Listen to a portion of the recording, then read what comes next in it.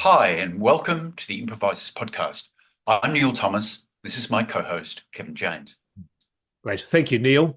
On the Improvisers podcast, we chat with performers about their histories, their practices, their conceptualizations around practice, their enthusiasms and aspirations. Who have we got on today, Neil? Today, it gives us great pleasure to be in conversation with Edouard PERRAUD, all the way from France.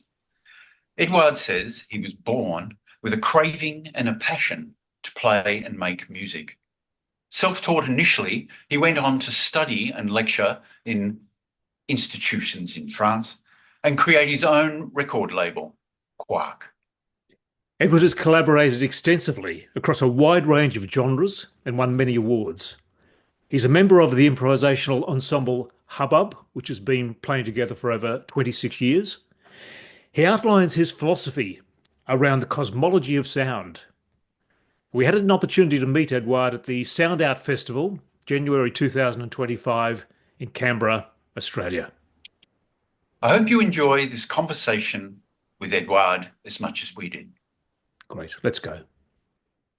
Welcome to the Improvisers podcast. It gives us great pleasure to be in conversation with Edouard PERRAUD over in France. Good afternoon, Edouard. Hey, hello, good afternoon, Neil. Thank you so much to invite me to talk about the improvisation. Maybe we can get you to talk about how you describe yourself as an artist. I would say that since the really childhood, since the childhood, I feel connected with vibration of something. You know, in the beginning you don't know, but already my mother was a sculptor, and she put my hands on clay really early in my life, and she opened my mind on creation. What can we do? How we can change the world somehow, because the world is our teeny world in the beginning is really small, but after we stretch it, and we have to feel the vibrations. So I remember when I was a child, 6 or 7 years old, I had a small tambourine, you know, and you hit on the skin and you feel something already. And it's every moment I play music, I think about those moments of being aware of the beauty of the magic of the sound. So I would define myself as a receptor of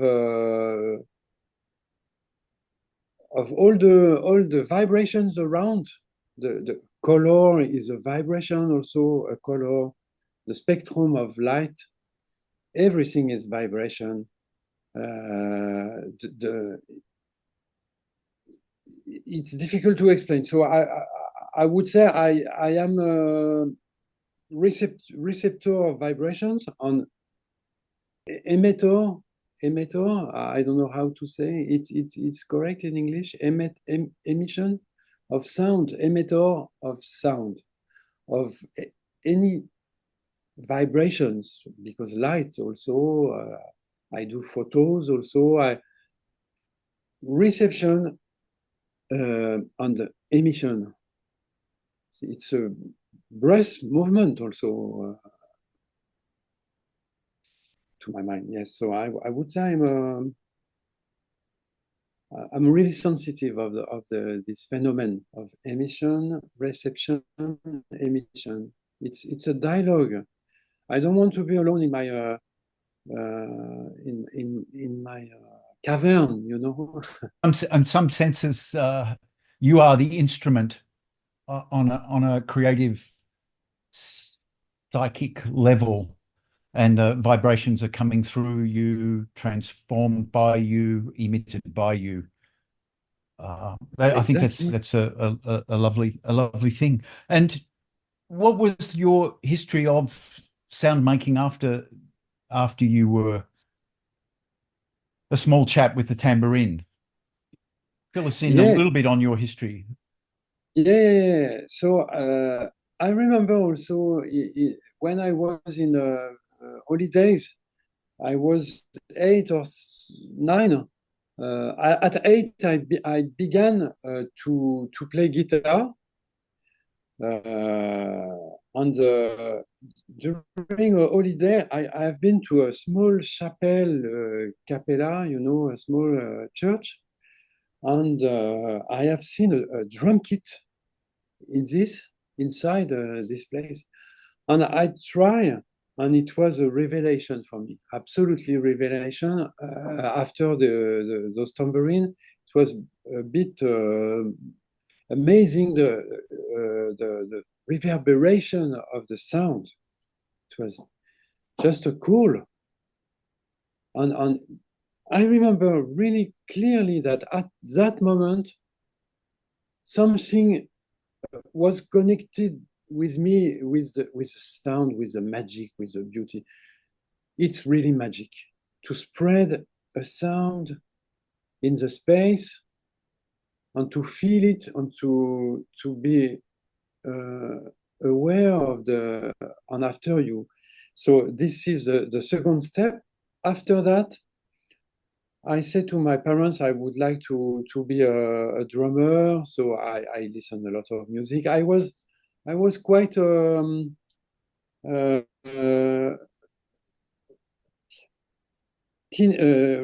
hard teenager. You know, I had a kind of violence in my mind. So I wanted something cathartic somehow to express the energy. So it's like a sound it can be a burst, really gentle, but it can be also an explosion and something really intense in his. So this is the third step. I've been at the age of 13. I began to play, like to spread the violent energy. I would say the violence. It's not violence. The tension of a teenager. Somehow, you know, you have to express and to discover as you said, the body become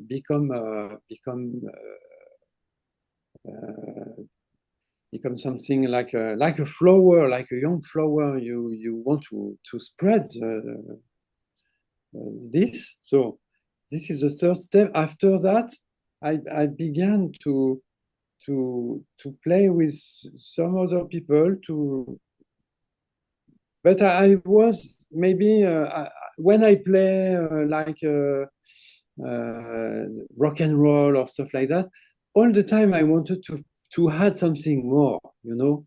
And the guy says, you don't have to make so many breaks.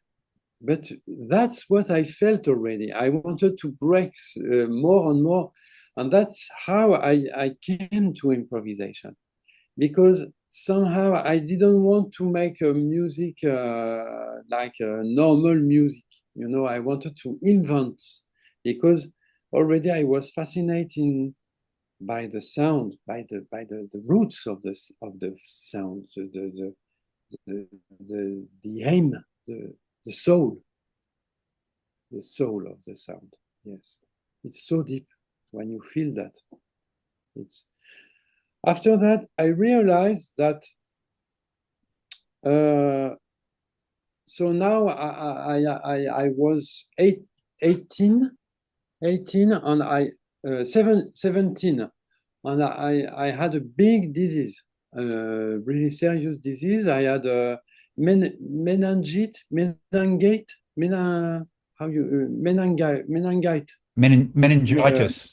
Yeah. Exactly. Yeah. And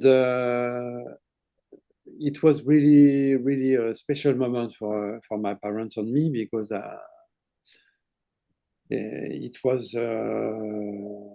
death on alive. You know, it's the really paroxysm of the teenage life. Like Rimbaud, you know, we feel the death and the life. And teenager is the to be a teenager is to be in the middle of death and life, I would say. And when you feel creative vibrations too. So this was really critical moment for me, because during 3 months, we don't know if I will live or not, you know. So, but I live, and I decided really to make the big step after that, and to take my phone and to contact the people whom I really dream to play with. And at that time, I was a fan of music, French music, really special, like the band Magma was really dynamic band, and many bands around that. Shub Nigurat, Univers Zero from Belgium, Art Zoid. Those bands were amazing bands. Like, they wanted to invent new music, and it was really special. And I decided to phone to Shub Nigurat leader band, Shub Nigurat from Lovecraft, Howard Philip Lovecraft, the writer.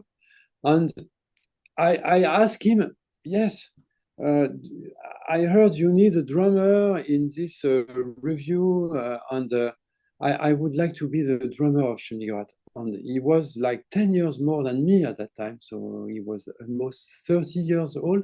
And he said, yeah, send us a cassette, and you come.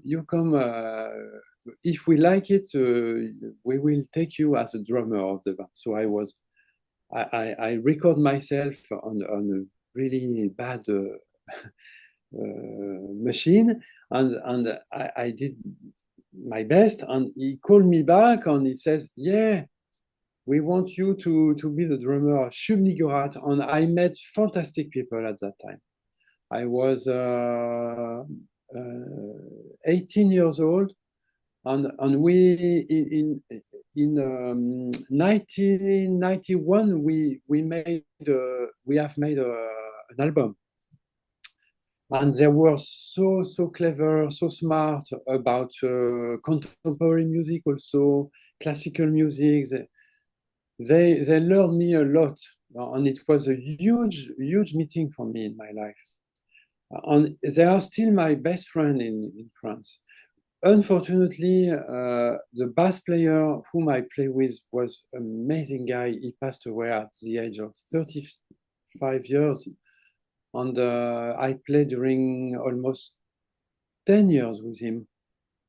So he had a cancer. So I was so connected as a drum and bass, you know, it's really connected. But already we wanted to express a new world, and Shub Nigurat was quite famous also in Japan, in Mexico. You know, it was a band, really amazing band. And now it's over because the bass player has passed away in 1995 at that time. So our first concert was in 1991. So this was a huge step for me. And now the leader of Shub Nigurat is famous by his music, not by his ego. You know, He's a really well-recognized composer in France. His name is Jean-Luc Hervé. He's a great guy. On the school of spectral music, you know, the Gérard Griset, Tristan Muraille, Michael Levinas, Hugues Dufour, really great spectral composers. So he was a student of them, and he advised me to try the contest to go in the Conservatory of Paris. So I did that. I did a musicology degree to the thesis, and I did something. I would say from the childhood, because I like the stars, the sky, and I did the subject of my work was about astrophysics, physics of the stars, of the and what is the connection with music and physics. So I was, at that time, I listened a lot, improvised music also, like Sun Ra, all, because it was like, and it was more and more to the physics. So I study with composers who explain to me that they are inspired by the spirals of the galaxies, on how they can make an agency in composition, on how is the sound, the physics of the sound. So Edgar Varèse was a great, I would say, great master for me, Edgar Varèse. On Xenakis, on all the Pierre Boulez, on all the. So I study with, step by step, I study with those people, and I had my degrees, and I studied to Paris. And I've been a student of Michael Levinas and Tristan Muraille. And they explained me, and I understood more and more the sound in physics, and the connection we can have with the stars, because there's no sound in space. You know, the sound is only with the air, on Earth, on the sea, inside the water. So step by step, but I would say in the meantime, my desire was to invent the sound, because when I play music, when I play percussion, I say to myself, I play the material of the stars in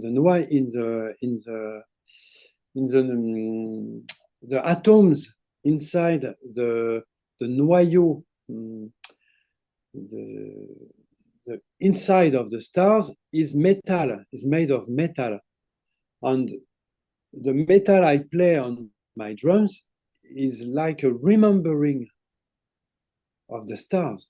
You know, it's I feel connected with the material, with the not the material, with the phenomenon of vibration since the beginning of the universe, I would say.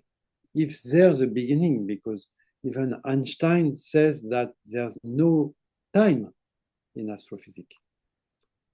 He says fantastic things I like a lot. He says it's not the time who spend, en français, je peux le dire en français, ça n'est pas le temps qui passe, mais bien nous qui passons dans le temps. It's not the time who develop himself, it's us who develop ourselves in time, in the time. So I don't know if I'm really clear, but if you want, I will find in English the quotation of Einstein. So, Edward, I first met you at Sound Out in Canberra in January this year. And I remember Tony Osborne, yourself and I had a long discussion during lunchtime about almost what you're talking about now, the cosmology of yeah, sound for you, and it was remarkable to be taken into that world of consideration by you. But I was just thinking that when I saw you play, and it was the mhm, first time I'd seen you live, I was aware of Hubbub, but seeing you live is such a dynamic event. Your energy of playing, the physicality of you playing. You play as much standing up and sitting down, and you've got a wide-ranging, embodied dynamic of playing. So yeah, there's something about the cosmology we've spoken of, but there's something about how grounded it is in your physicality when you're playing. I'm wondering if you could talk a little about yeah. that, about how it is that you play and your style of playing, and the it's almost like you dance with the drums, and the drums dance you, and you are very active.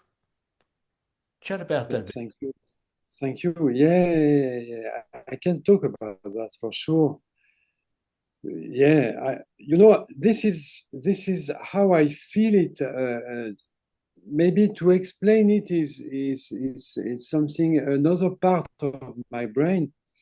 So I would like to apologize if I don't find the words to express this idea, because when I play, I feel like an animal, animal instinct to connected. The opus one I do on solo, I call it prestories, because that I feel so attracted by the, the, the, the first people who, as I told before, the first people who discover the idea to express something without speaking, to express something maybe not to go with the language, something more instinct, animal.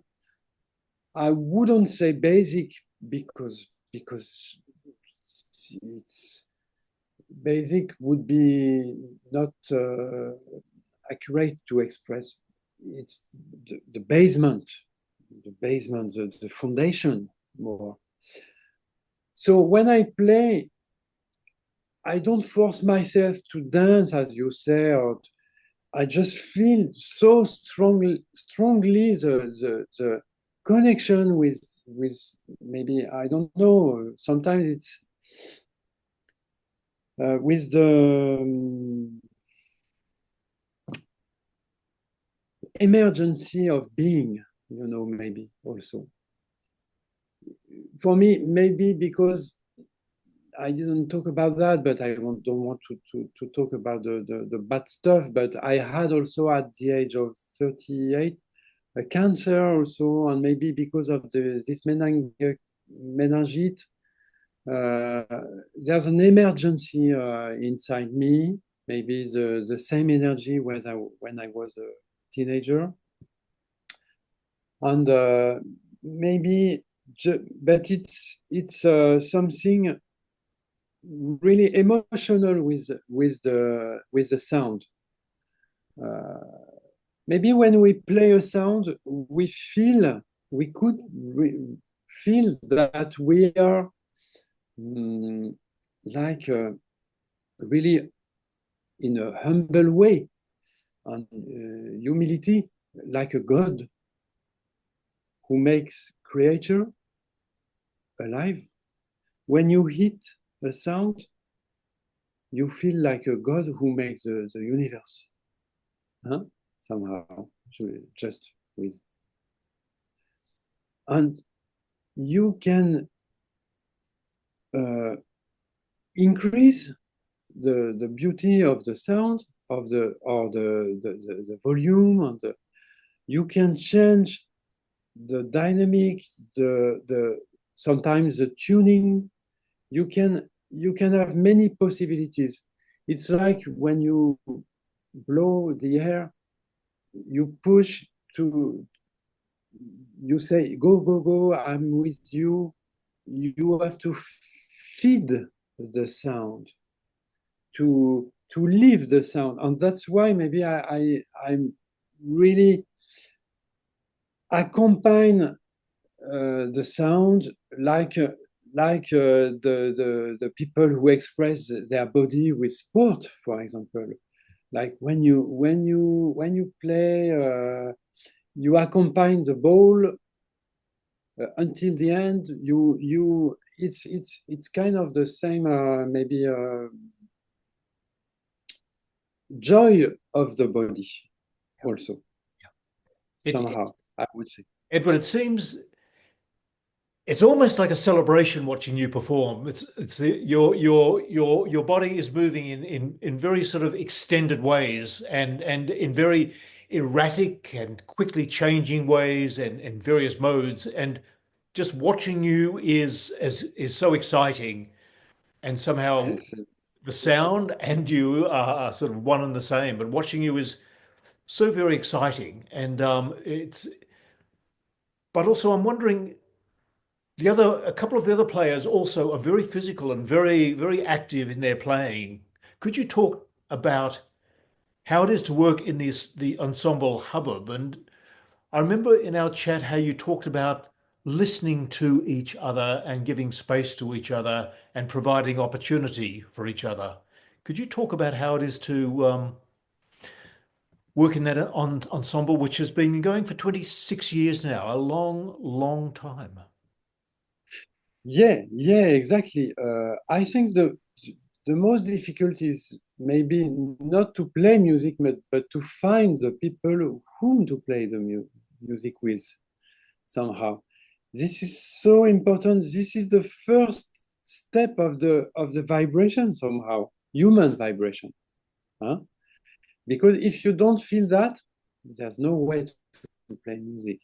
If you are not in tune with someone, you will miss the essential of the sound. You know, sympathetic. You know this word in English? It's okay.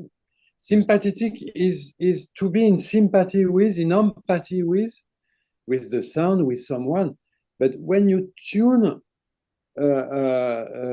strings ringing in order to be sympathetic with the sound, it's the same word to say he's really sympathetic with me. You know, we are in resonance. It's a tuning of humans, and to my mind, the people you meet, you feel the same as the first connection of the atoms and molecules. You know, we are like subject to this process somehow also. You know, inside us, we are a world by ourselves. We have many bacteria inside who maybe sometimes direct us more than we believe. Huh? So it's so amazing to see that when you meet someone, you can feel some really huge stuff. And with Hubbub, it's exactly this. We make the other play better because we listen to them and we accompany them to make a sound all together. It's like a planet somehow. It's like and it's such a gift to feel that. It's a ritual also, to my mind. And when you play alone, sometimes alone in your studio, you have many great feelings. Sometimes you cry and you discover something. But when it's shared, wow, with the people who understand what you have to have the let it go really strong also. And that's why maybe the body is open, so open to express something unexpressible, unbelievable, unpredictable. I like this word unpredictable, because if you begin to play something and if you can predict the end or the middle of something, it's over already. It's not creation, it's recreation. So I made an album. I composed also some music, and I made an album called Unpredictable, Beyond the Unpredictable Touch, because when you meet some people like Hubbub guys, they make you discover your own style also. It's a really dialectic movement. For example, Jean-Luc Guillonnet, the sax player, whom I play with also a long time ago, like 36 years, I think, in duet, he makes me discover some sounds on my drums. I realized that I could somehow respond to his sounds, imitating or going against, or just to play something in juxtaposition next to him, you know, the same sensitivity of and after we share a lot when we play. And Hubbub is so precious because it's a world by himself. It's a beast by itself, I would say. Undomptable beast. This is yeah. So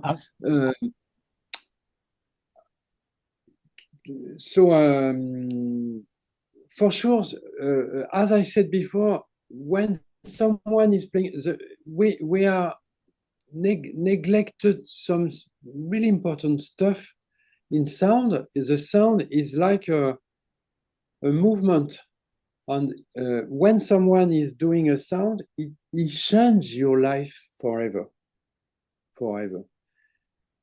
And to make music is to listen as strongly as to propose something. When you listen, and even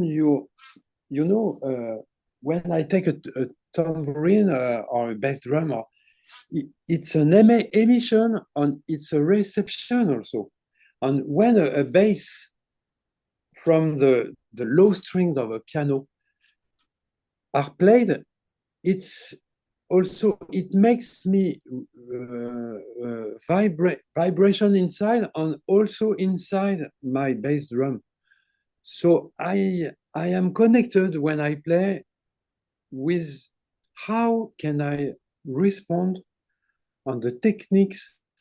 That's why sometimes I change really quickly, because the brain is so amazing machine, because she makes us playing like unpredictable, because we are more in I would say premeditation. It's a premeditation, and it's also telepathic sometimes. And we have to play with that. We have to be fed by the others, by the sound of the other. It's the movement of the sound. A fantastic composer who worked a lot with improvisation, Giacinto Chelsea, Italian guy who wrote many improvisations also. Many improvisations. And sometimes when I play, I record myself and I say, it's a piece by itself. There's no need to make another agency the sound. It's already something really well constructed. Sometimes it happens.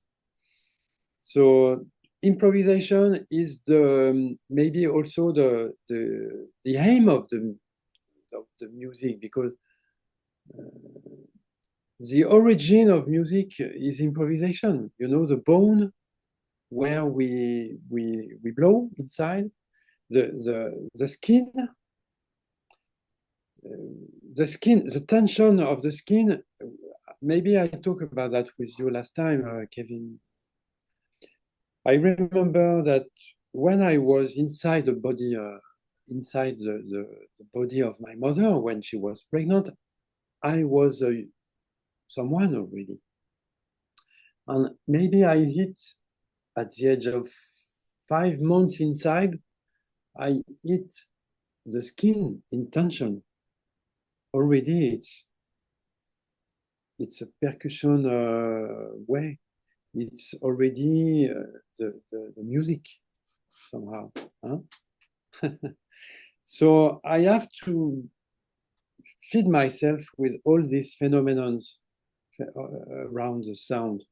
When you make a sound, you make silence, and the beauty of this silence is maybe the most magical sound. The before sound, the after sound, the inside sound. It's like, yes, the phenomenon of, like I said before, to be the god of our sounds.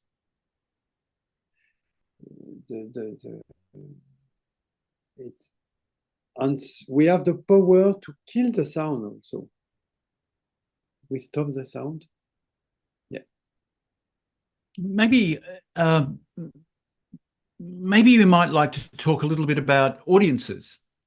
We've had you and we've had the ensemble, and I'm wondering how you perceive audiences. Is there a sense of a journey you want to provide for audiences? Is there an impact on audiences? How do you see audiences? First, I would say that to be in the middle of what I feel, first, I would like to say that I don't want to change something in order to please audience.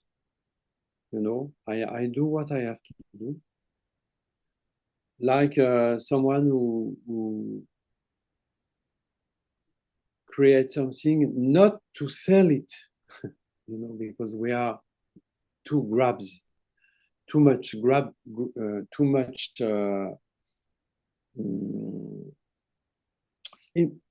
impacted by capitalism, who transform everything as merchandise. So in a way, I would say that for me, the audience makes me more focused on the ritual,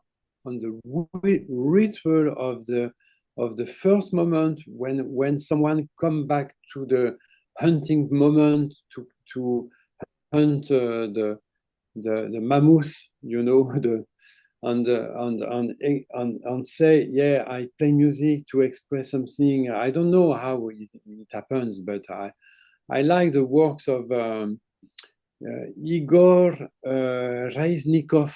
He's a prehistoric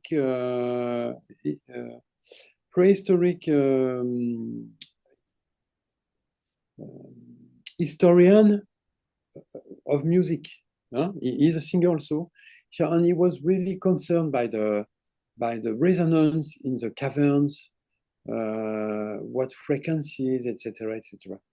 And what I would like to say about the audience is that I don't want to please the audience, but I feel so blessed of the curiosity of the fact that the audience comes with us to make the moment amazing,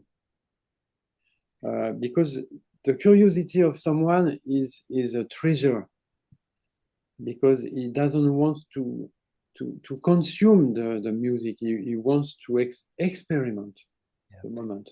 Edward, you've mentioned the word ritual several times today, and Yeah. it really does feel as though it is the practice of ritual in a way, of a commitment to, an immersion in, and a process that emerges.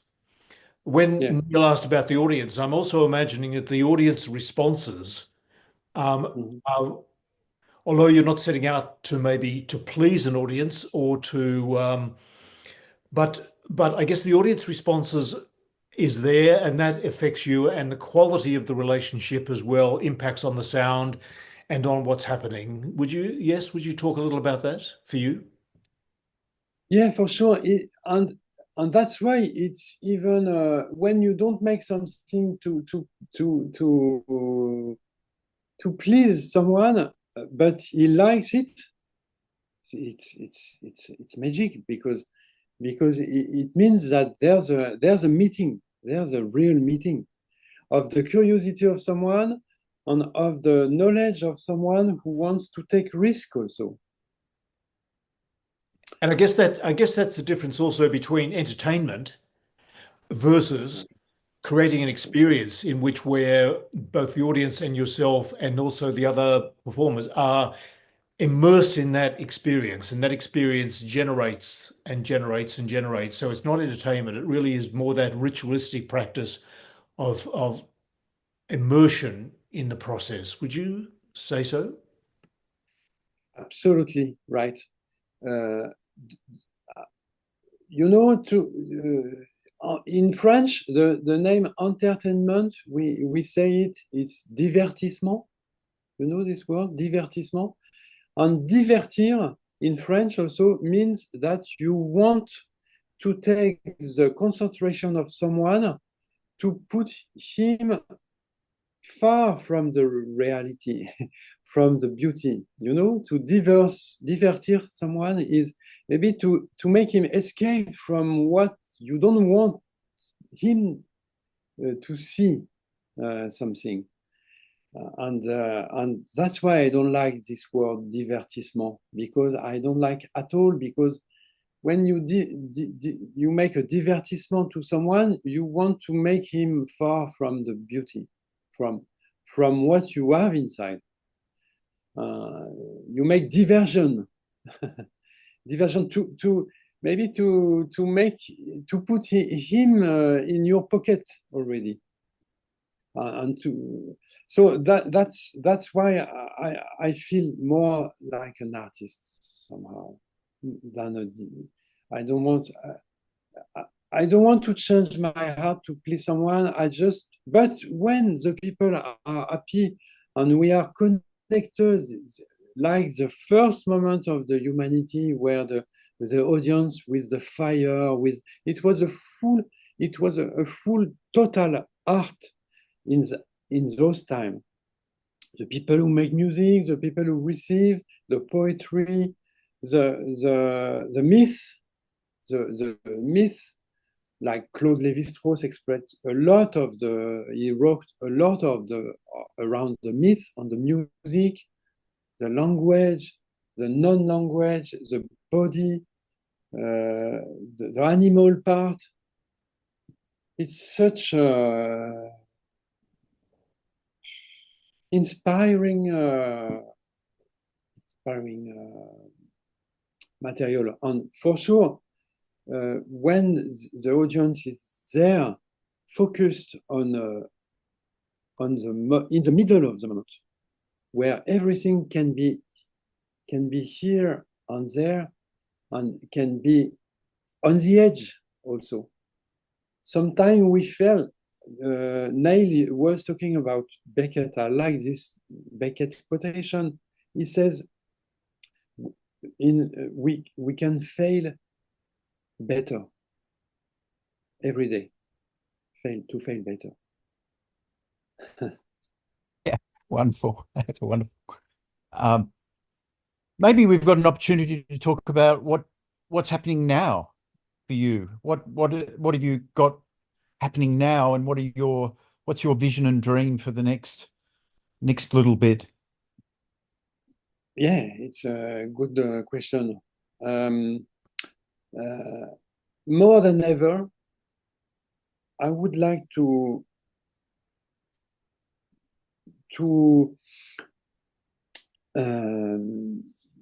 accurate my heart, to slide my knife now, to, I don't know how to say that, but to be more accurate on my savoir-faire, to dive more and more in the technique, to discover some new techniques acoustically and maybe electronically also, but acoustically, to my mind, the future is acoustic.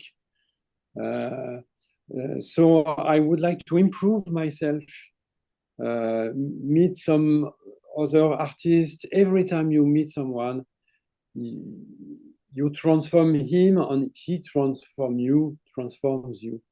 So I'm really confident about this process, to meet people and to feel the differences, because maybe that's why we are all equal. It's because we are different. And to my mind, my future is to maybe compose more also, because there's nothing more inspiring than improvisation. In the same time, when you compose music, you organize the time. So when you improvise, you find some stuff, sometimes really, really interesting, and you can dive more and develop more when you compose after. So to feel the dialogue between composing and improvising, one feeds the other, to my mind. There's no I don't feel I'm just an improviser, just a composer. I feel both somehow. And so I would like to improve also in other instruments. I work a lot still guitar and piano, but just to compose more. And I wish I could play more with dancer also. I met Rosalind. What's her family name? Crisp. Rosalind Crisp, and it's a new project we will play in Paris with Frédéric Blondy next 17th of June with her, and so every day is a new promise. No? Edward, we're reaching a point where our time is gone. Yeah. I'd love to talk to you about a lot more things. I would love to talk to you about that difference between composing and improvising, and what a wonderful chat that would be as well. But we need to actually finish soon, and I want to acknowledge your work as a photographer as well. And we don't have time today to delve into that, but it is something you mentioned earlier, and that we could have had an opportunity if we had extra time. But Edward, thank you so much for today, for your reflections, for you finding the way of articulating in English these remarkable details, the cosmology that relates to sound for you, the way you practice, the way you sound has such resonance and such life, and such, you're so sensitive a being, it seems, in relationship to it. I feel as though we could talk and talk and talk and talk, but Yeah. thank you for today. Thank you so much. Thank you so much, Neil and Kevin. It's such an event for me to have talked with you, Kevin, in Australia. I think we recognize many parts of us, each other. We recognize some vibrations already. We don't even talk about Indian music, who feeds me a lot also. But next time we have many subjects to talk about, and I'm so honored by your curiosity also, on your. I can feel that we share many thoughts together, and we would win so much to talk again together. How lovely. How lovely. Yes, and very, very true.